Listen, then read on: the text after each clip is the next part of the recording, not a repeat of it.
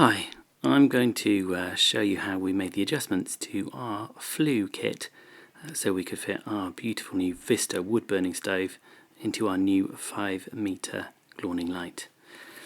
We didn't have to cut the hole on this one as the Glawning light has it already done for you. Awesome.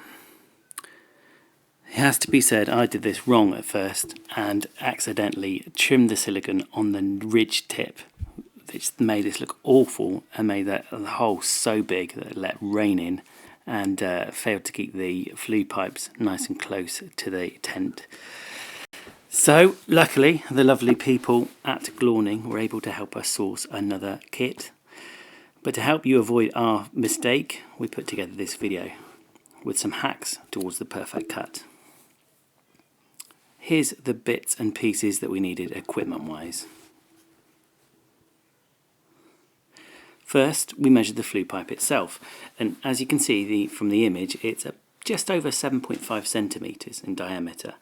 We wanted to make the new hole a little smaller than that, so it would fit snugly. Luckily, the humble standard tin can measures 7.5 centimetres, or just under, so that will make a great aid in the cut. Tin can number 1, unopened, sits on the edge of the table and supports the flushing kit. It's really hard to cut straight otherwise. I then placed another tin can exactly on the top of the lower tin, and the kit then squashes down on the lip to the correct size. This can then be drawn around. This guide will be really helpful for us later on.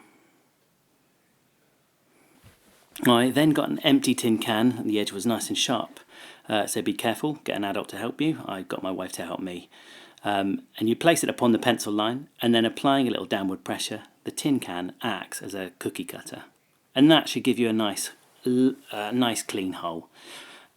Push part of your flue pipe kit through, and then you use a craft knife to gently trim around the rough edges so that it looks nice and neat.